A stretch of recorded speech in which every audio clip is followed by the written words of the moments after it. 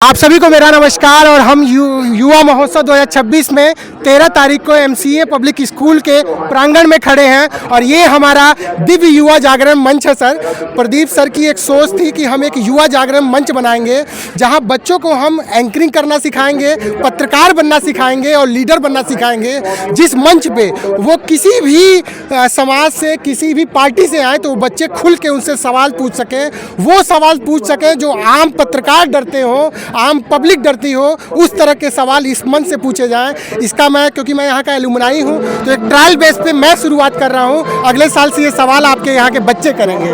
तो सर, कांग्रेस एक जमाना था कि कांग्रेस का नेता होना लोग गर्व समझते थे। आज जिस तरह भाजपा अपना और उनके नेताओं का जिस तरह हो रहा है, उस तरह कांग्रेस का एक छोटा सा लीडर होना लोग गर्व का विषय समझते थे। एक समय था कांग्रेस का, आज वो समय भाजपा को देखने को मिल रहा है। तो ऐसा क्या लीडरशिप किया जाए या ऐसा क्या किया जाए कि युवाओं में फिर से आए कि कांग्रेस का नेता बनने का एक जुनून, जैसे होता है ना, एक चलन चलती है हमारे भारत में, जिस तरफ हवा चलती है लोग उधर ही बहना शुरू करते हैं। विपरीत परिस्थिति में किसी के साथ खड़ा होना, ये युवाओं को या तो डर लगता है या तो कुछ ऐसा रहता है कि नहीं इसमें हमको ट्रेंडिंग मिलेगा या इससे हमको समाज में, हमारे समाज की छवि मिलेगी। तो विपरीत पार्टियों में खड़ा होने वाले व्यक्ति बड़े कम होते हैं।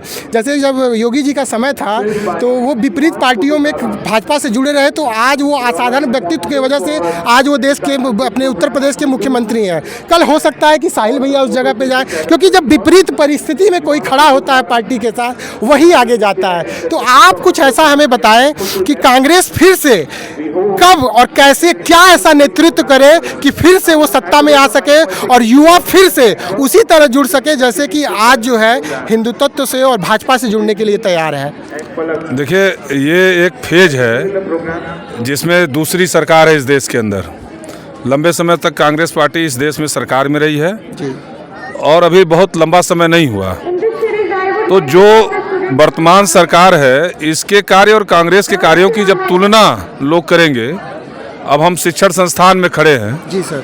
आप सोच सकते हैं कि 80 के दशक में, जब आज तो कॉन्वेंट की पढ़ाई हर जगह उपलब्ध है, सही बात। एमसीए जैसे कॉलेज आपके पास उपलब्ध हैं, सही बात। लेकिन आप कल्पना करिए कि 80 के दशक में जब गांव के बच्चे को कॉन्वेंट की शिक्षा मिले, ये संभव ही नहीं था, उसकी सोच से ऊपर था। सही बात। उस समय इस देश में जो 21वीं सदी जो है, जिसमें संचार क्रांति के जो जनक थे राजीव जी ने, उस समय उन्होंने जवाहर नवोदय विद्यालय की स्थापना किया और जिसमें ये शर्त थी कि प्राथमिक स्कूल से पढ़ा हुआ बच्चा ही उसमें एडमिशन पाएगा, वही कंपटीशन पास करेगा और पूरी पढ़ाई उसकी फ्री थी। तो जब लोगों के दिमाग से धर्म का चश्मा आँख से हटेगा, जब लोग अपने बच्चों के भविष्य की बात करेंगे, देश में डॉक्टर मनमोहन सिंह जी के समय में देश आर्थिक रूप से कितना ऊपर गया, आज की किस स्थिति में है, इंदिरा जी के नेतृत्व में देश ने दुनिया को अपनी ताकत से एहसास कराया और एक बांग्लादेश नया देश बना दिया। तो इन सब चीज़ों का आने वाले समय में नौजवान जो विद्यार्थी है, जो छात्र है, वो इसको जब मंथन करेगा इस पर, तो पाएगा कि जो पिछली हमारी कांग्रेस की सरकार थी, उसने चाहे पढ़ाई के क्षेत्र में हो, आप सोच सकते हैं कि जब देश में खाने का अनाज नहीं था तो नेहरू जी के नेतृत्व में IIT और IIM हिंदुस्तान बना रहा था। तो जब इस दिशा में लोग सोचेंगे और धर्म और जाति का जब चश्मा हटेगा, तो कांग्रेस फिर इस देश में आएगी।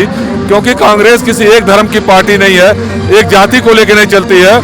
देश का जो समावेशी चरित्र है, बल्कि ये कह लीजिए कि जो कांग्रेस का चरित्र है वही इस देश का चरित्र है। और जब उस दिशा में फिर लोग जाएंगे तो फिर कांग्रेस की तरफ आएंगे।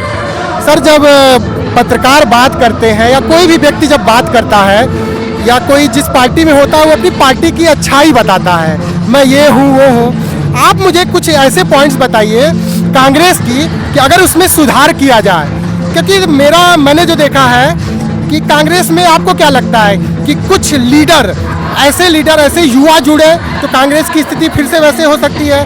कुछ ऐसी कमियों पे मार्गदर्शन करिए जो हमारे राष्ट्र के जो सबसे अध्यक्ष हो राहुल गांधी जी तक भी ये बात पहुँचे कि कांग्रेस में कुछ जमीनी स्तर से आपकी बात पहुँचे कि इसमें सुधार करके फिर से कांग्रेस को उसी जगह पे ला सका जाए जिस पे कांग्रेस आ सकती है। देखिए, कांग्रेस ने इस देश की आज़ादी की लड़ाई लड़ी, इस देश का निर्माण किया और आज जहाँ खड़े हैं उसमें कांग्रेस का एक बहुत बड़ा योगदान रहा है।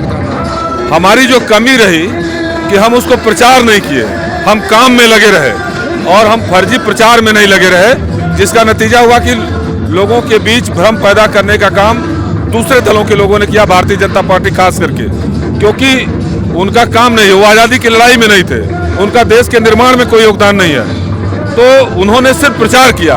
हमारी जो कमी थी कि हम अपने कार्यों की मार्केटिंग नहीं कर पाए, तो हमें जो आने वाले दिनों में हम उस दिशा में आगे बढ़ेंगे, जनता से संवाद करेंगे और जो कांग्रेस का काम है उसको हम लोगों के बीच लेकर जाएंगे।